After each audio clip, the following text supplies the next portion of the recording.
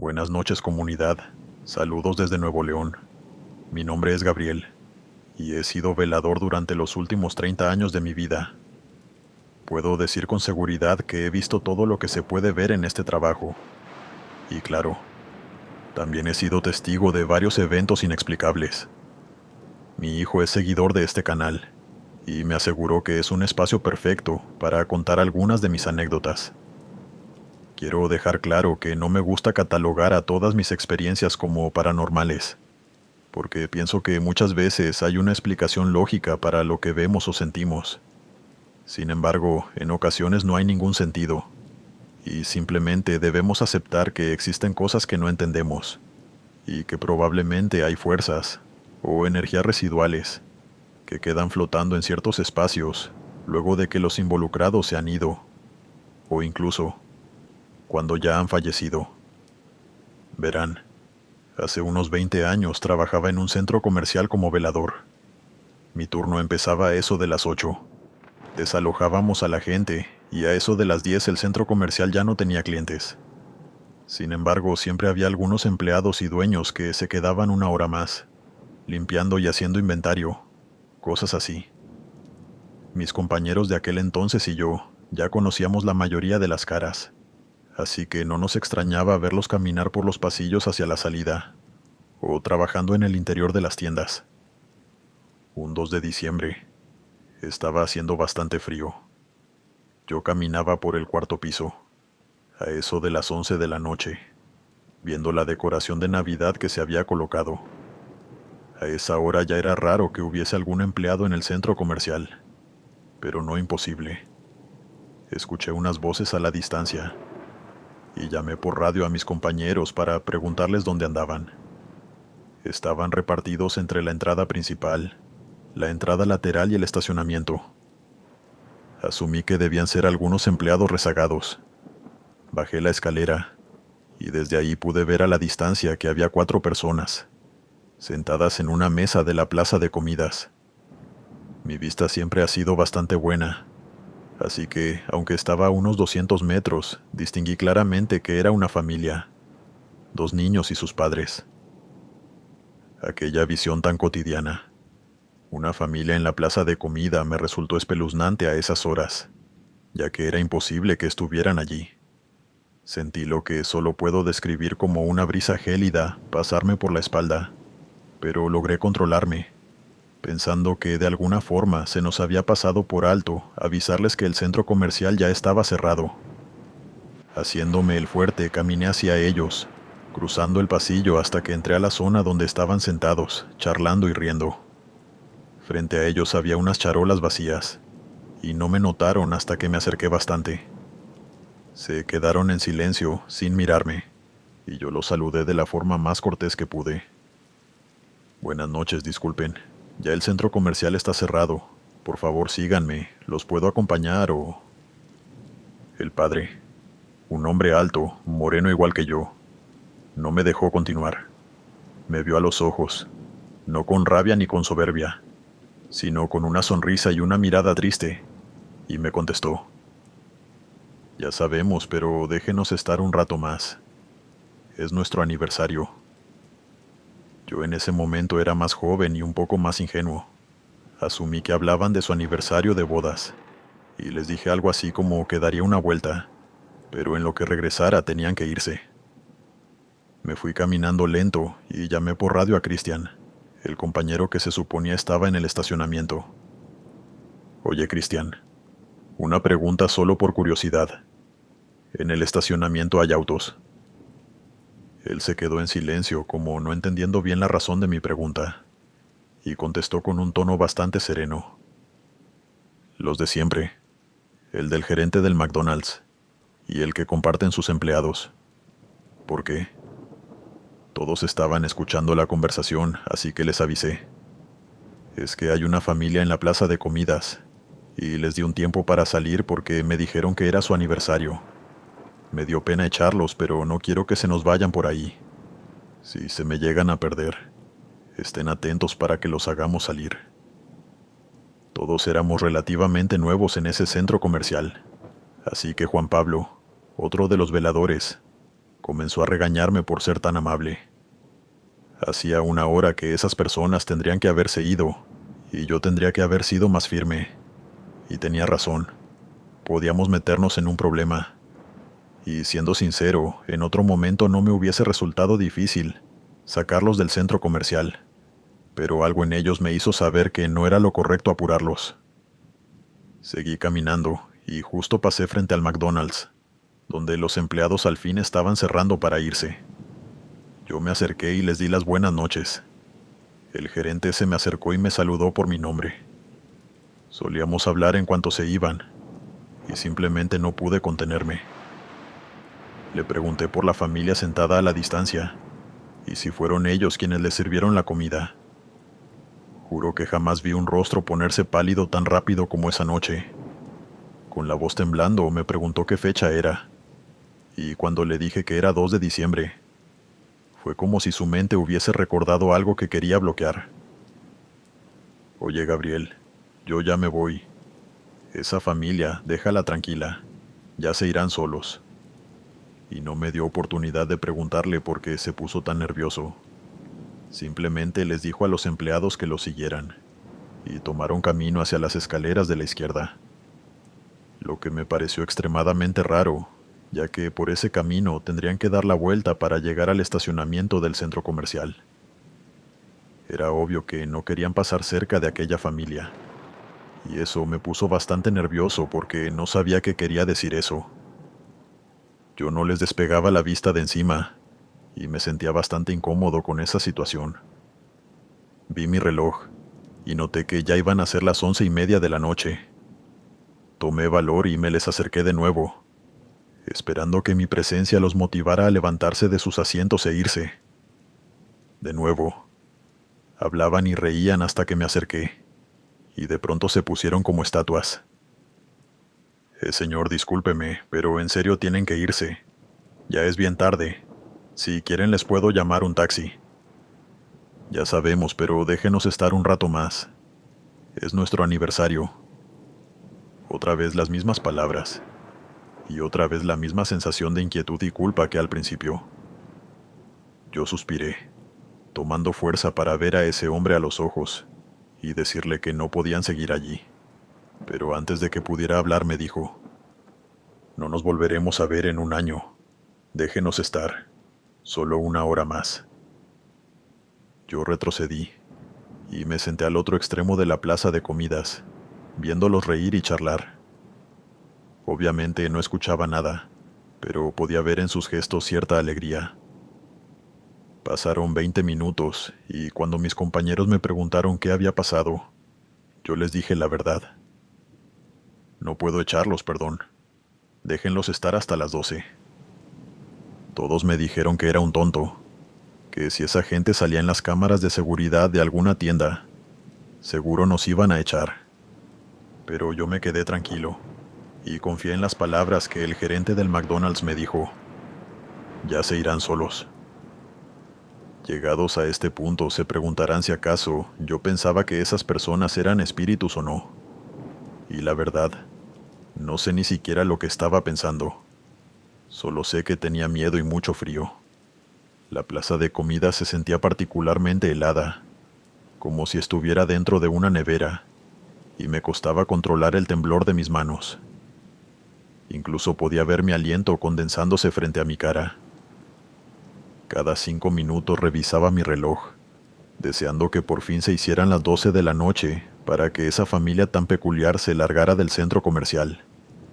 Estaba tan ansioso y mi mirada estaba tan concentrada en ellos, que llegó un momento donde simplemente no podía dejar de verlos.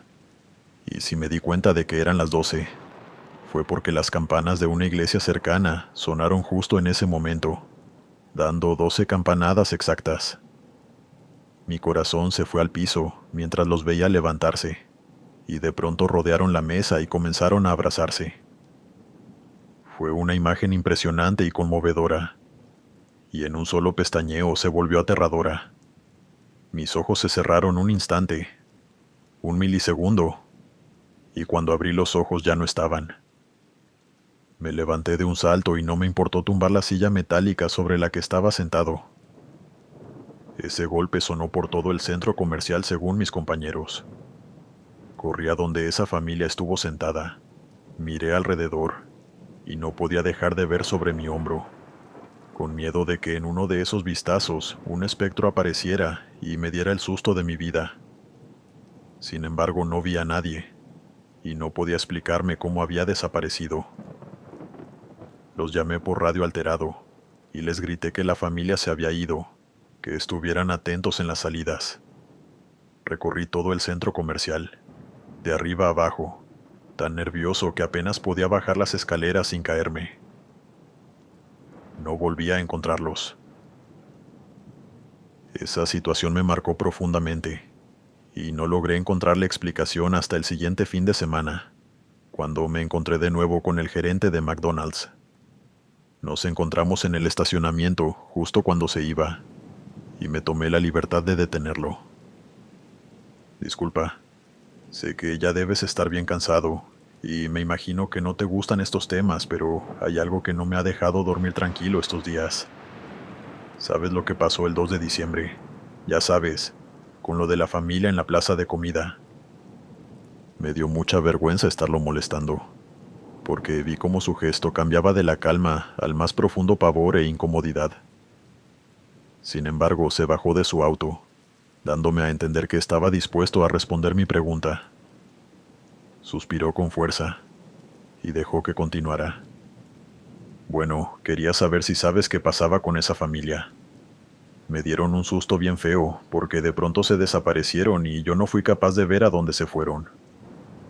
El gerente se me quedó mirando, y luego de pensarlo un segundo me contestó con bastante claridad. Y jamás he olvidado sus palabras.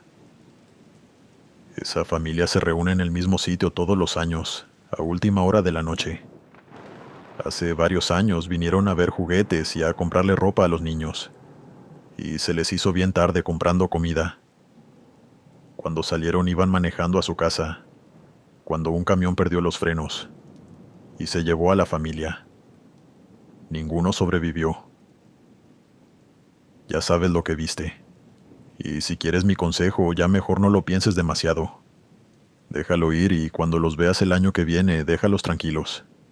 Ellos siempre se van solos, a eso de las 12. Yo le agradecí por lo que me dijo, y lo despedí con la mano mientras se iba. Me costó disimularlo, pero seguro él notó lo pálido que me puse. Tanto así que tuve que sentarme en un muro para recuperarme. Trabajé otro año en ese centro comercial, incapaz de creer que aquello pudiera ser real. Y con el tiempo lo bloqueé. Hasta que el 2 de diciembre sentí que se me escapaba el aire de los pulmones, al ver a la misma familia reunida en la misma mesa, con la misma ropa. Me quedé congelado viéndolos, y no salí de mi pánico hasta que me llamaron por radio. Le avisé a Juan Pablo y a Cristian que la misma familia estaba sentada en el mismo lugar. Yo les conté todo, y subieron para comprobarlo. Se quedaron mudos al verla, y simplemente decidimos dejarlos estar. No muchas veces he sido testigo de algo tan real y tan triste. Le pregunté a algunas personas que saben del tema, y en base a sus opiniones llegué a la conclusión de que, más que fantasmas, lo que vi es la energía residual de esa familia, que tras la tragedia que puso fin a sus vidas, regresan en la misma fecha, para repetir las últimas horas que vivieron juntos. Aunque eso no explica por qué el padre parecía ser el único que me contestaba con coherencia, como si él sí estuviera ahí. ¿Acaso él sí estaba anclado en aquel lugar? Su energía era capaz de evocar aquella última noche con su familia. No lo sé, pero me gustaría leer sus teorías. Y en cuanto a ese hombre, espero que algún día encuentre la paz y se reencuentre con su familia, que seguro ya lo están esperando. Suscribirte y darle like ayuda mucho a este canal. Si ya has escuchado mi contenido antes, te ha gustado y estás disfrutando lo que escuchas en este sector, te agradeceré que presiones el botón de suscribirse. Hola, mi nombre es Fabiana, y hace poco comencé a trabajar como guardia de seguridad en un conjunto residencial bastante grande. Prefiero no ser muy específica con el lugar de donde soy, ya que aún trabajo en esa residencia y creo que seguiré haciéndolo por un tiempo. La paga es bastante buena si la comparamos con otros lugares, y no creo poder encontrar algo mejor tan fácilmente. Todo comenzó una mañana, en la que vi que estaban buscando veladores cuando conducía por la zona, y me postulé porque de verdad me hacía falta el dinero. Para mi sorpresa me contrataron de inmediato, a mí y a otros 2 veladores. Me explicaron mis responsabilidades: vigilar las zonas comunes, estar atentos a movimientos sospechosos por la noche, sobre todo en el estacionamiento donde ya habían sucedido varios robos, y ayudar en caso de que fuera necesario, a cualquier vecino que llamara. Nada fuera de lo ordinario. No quiero adelantarme, pero me tomé la libertad de preguntarle a uno de los representantes de los propietarios por qué me contrató, y me dijo que se debía a que muchas vecinas y adultos mayores se sentían más seguros pidiéndole ayuda a una mujer. A mí me pareció una razón muy extraña e incluso tonta, pero hoy sé que solo fue una excusa, y que la razón para contratarme era que ya ninguna compañía de seguridad tenía empleados dispuestos a trabajar en ese conjunto residencial. Y razones no les faltaban. Empecé el lunes, y mi turno iba de 8 de la noche hasta las 6 de la mañana. El conjunto residencial era bastante grande, con varios edificios, zonas verdes, parques infantiles, una cancha de básquet y de fútbol, y un estacionamiento central con 6 pisos. Cada edificio es de 15 pisos, así que mucha gente vive en ese lugar. A mis compañeros y a mí nos dieron un radio para poder comunicarnos y alertar al que se quedaba en la entrada para que, en caso de emergencia, llamara a la policía. Yo me fui a hacer mi ronda, y a esa hora todavía había varias personas entrando y saliendo, e incluso algunos niños y jóvenes jugando en la cancha de básquet. Yo no les ponía atención, y simplemente caminé hasta que noté un movimiento extraño detrás de unos arbustos. Vi la espalda de un niño pequeño, con una camisa roja, y como parecía que se estaba escondiendo, supuse que estaban jugando a las escondidas. Pero miré a los demás niños y no estaban buscando a nadie ni tratando de esconderse. Me acerqué muy lentamente para preguntarle qué estaba haciendo, pero antes de llegar a él terminó de cubrirse con el arbusto. Estoy hablando de que estaba a unos 5 o 4 metros de él, pero cuando llegué, había desaparecido. Por un segundo pensé que se echó a correr, y no lo vi por el ángulo donde estaba parada, pero era imposible que no lo viera alejarse. Creí que era una broma de los niños, una novatada para la nueva veladora. Pero si acaso era una broma, ellos parecía que no se habían enterado, porque ni siquiera estaban viendo en mi dirección.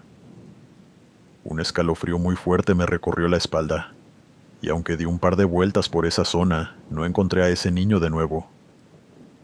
Aún no tenía mucha confianza con mis compañeros, y no quería proyectar una imagen de débil o miedosa, mucho menos siendo la única mujer del grupo.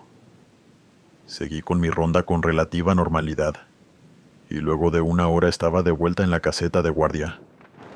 Otro velador, Julio, me preguntó qué tal había estado, y yo le dije que bien, sin entrar en muchos detalles. Estuvimos un rato sentados ahí hasta que llegó Martín, el otro velador, pero tenía el gesto un poco desencajado. Le preguntamos qué le pasaba, y él se rascó la cabeza como no sabiendo si contárnoslo o no, pero después de un rato se decidió. Creo que ya entiendo por qué nos dieron este trabajo tan fácil. Este lugar sí está bien raro. Le preguntamos por qué lo decía, y nos explicó que estaba haciendo su ronda por el estacionamiento, cuando notó que en el edificio de al lado, una mujer lo veía desde uno de los departamentos, de pie en la ventana, con la luz encendida a sus espaldas.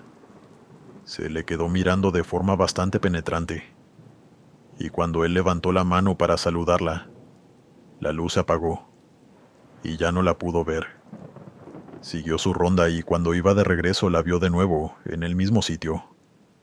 Y no quería sugestionarse, pero algo dentro de él le decía que algo no estaba bien. Volteó hacia ella, pero En lugar de mirarla, observó el departamento.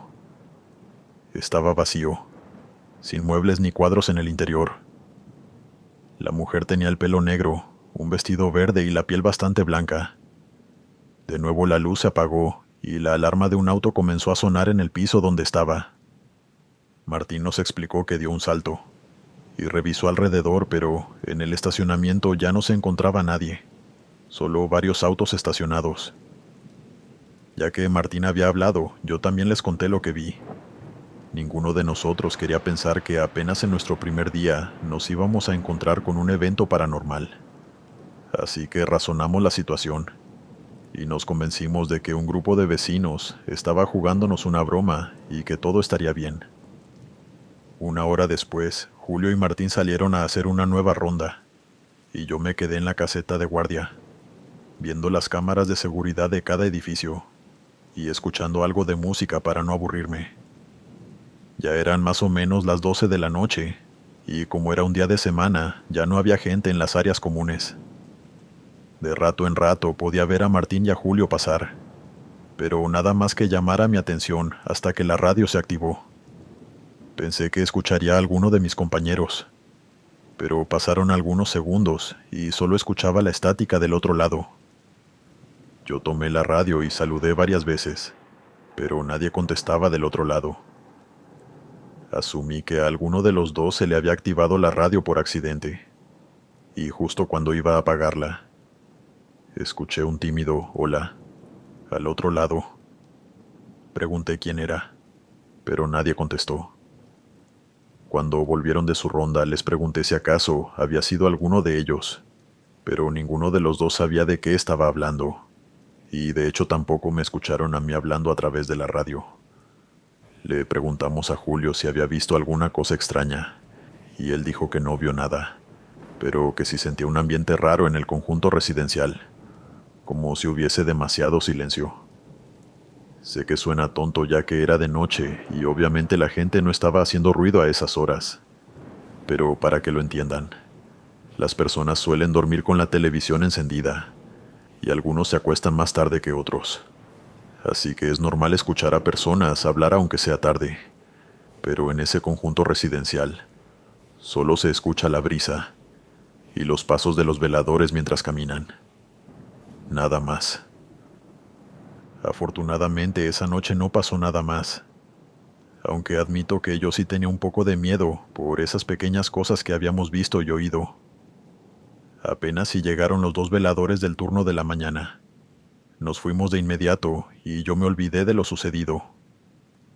Los siguientes días volví convencida de que todo lo que vivíamos era coincidencia y bromas de los vecinos. No sucedió nada importante a decir verdad, y el trabajo fue bastante tranquilo, aunque nunca faltaba alguna sombra o reflejo extraño cuando caminábamos por el parque o por el estacionamiento. Una semana después comencé mi turno.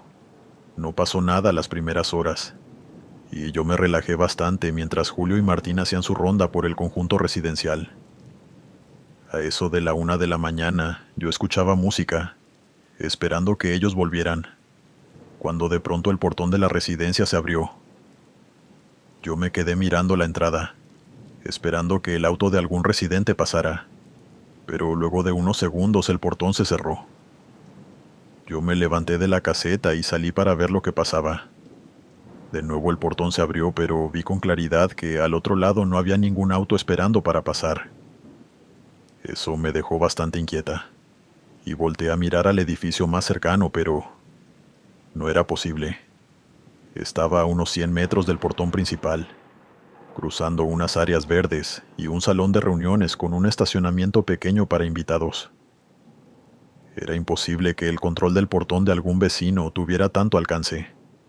Pensé que tal vez había un vecino dentro o fuera que estaba haciéndome una broma de mal gusto, y comencé a caminar alrededor, esperando encontrarlo escondido tras un muro o agachado detrás de un árbol, pero no encontré a nadie, no al menos antes de que Julio llegara corriendo. Lo noté bastante agitado y cuando le pregunté qué le sucedía, me aseguró que lo había visto, que vio al niño. Venía de regreso caminando por el parque y escuchó una risa infantil. Él se preocupó, porque era demasiado tarde para que un niño estuviera jugando por ahí. Y además, no había ningún adulto a la vista. Se acercó al sonido, y escondido bajo el carrusel, vio a un niño de camisa roja. Supe al instante que era el mismo que yo vi. Julio se agachó e intentó hablar con él, y el niño se reía con fuerza, con el rostro oculto hacia el suelo. Le dijo algo como: «Niño, ¿qué haces aquí? ¿Dónde están tus papás?». Pero el niño no contestó, y en su lugar le devolvió la mirada a Julio. Al verlo directamente, tenía los ojos negros y el rostro tan pálido como una hoja de papel. Julio escuchó que le dijo algo, pero no le entendió, porque apenas lo vio salió corriendo a todo lo que daban sus piernas, hasta que me encontró parada cerca del portón. A mí incluso se me olvidó de que el portón se había abierto solo 2 veces seguidas, nada más del espanto de lo que me estaba contando, y se me heló la sangre cuando dijo: «Eso no es un niño. Hay algo maligno en él, estoy seguro». Luego llegó Matías, que hizo una ronda rápida por el estacionamiento, y al vernos tan alterados preguntó si algo nuevo había sucedido. Le contamos lo que pasó y él dijo que nada nuevo le pasó a él. Solo se repitió el evento de la mujer en la ventana.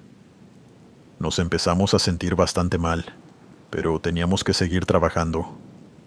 A los 15 minutos yo me fui a hacer mi ronda, armada de valor. Me dije a mí misma que no iba a perseguir fantasmas. Me estaban pagando por vigilar el lugar, no para hacer un trabajo de medium. Y agradezco a Dios que, aunque soy creyente, nunca he sido una mujer miedosa o que pierda el control con este tipo de cosas. Empecé mi ronda como cualquier otra, y me concentré en ver que no hubiese gente sospechosa escondida, y ni nadie intentando saltar el muro perimetral del conjunto residencial.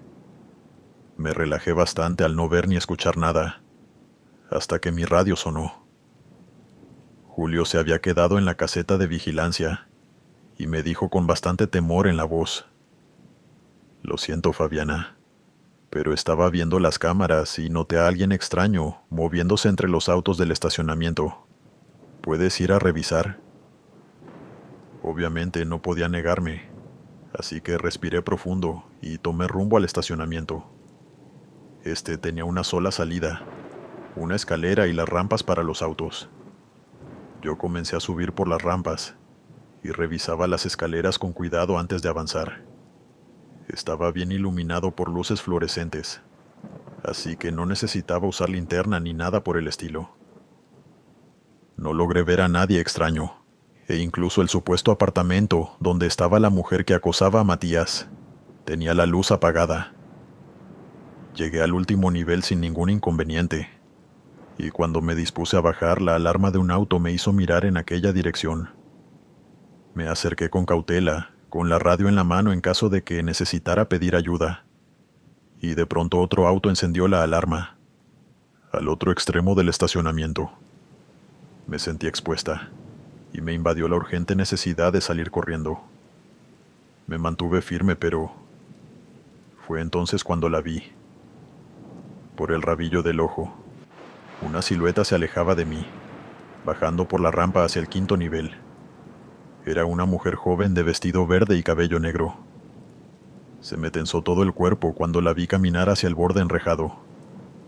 La mujer se subió a él y, aunque traté de evitarlo, ella se lanzó al vacío. Corrí hacia ella mientras llamaba por radio a Julio, gritándole que le marcara a la policía porque una chica acababa de saltar del 5.º nivel del estacionamiento. Estaba aterrada, y cuando me asomé hacia abajo, no estaba la mujer. No podía creerlo. Bajé corriendo por las escaleras esperando verla de nuevo, pero mis ojos no me engañaron. La mujer no estaba en el suelo. No puedo entender por qué, pero de pronto mi instinto me hizo mirar hacia arriba, y ahí estaba ella, viéndome desde el 5.º nivel del estacionamiento. Le dije a Julio que cancelara el llamado, pues al parecer lo que vi, evidentemente no era real. De momento llevo 3 meses trabajando en este conjunto residencial, Julio no aguantó la presión, pero Matías aún sigue aquí. Y hace una semana empezó un nuevo velador que se llama Jesús, y que por ahora no nos ha comentado que haya visto nada. Yo mientras tanto me mantengo tranquila, y a pesar de que no hay un solo día en el que no sienta, vea o escuche algo extraño, me he acostumbrado bastante. Aunque si hay algo que me molesta, y por eso siempre le pido el favor a Matías de que me cubra en esas rondas. Sucede que cuando voy al estacionamiento y llego al último nivel, no sé cómo explicarlo. Siento algo que me impulsa a saltar del quinto nivel. Es como un pensamiento intrusivo que se me mete en la cabeza y tengo que hacer fuerza para ir a la escalera. Yo nunca he tenido pensamientos así y me molesta porque siento que el espíritu de esa mujer quiere llevarme con ella de alguna manera. No hemos podido hablar con ningún propietario al respecto y dudo que nos cuenten con lujos de detalles lo que sucede. Pero sé que este conjunto residencial tiene algunos espíritus, y al menos 2 de ellos son bastante malévolos.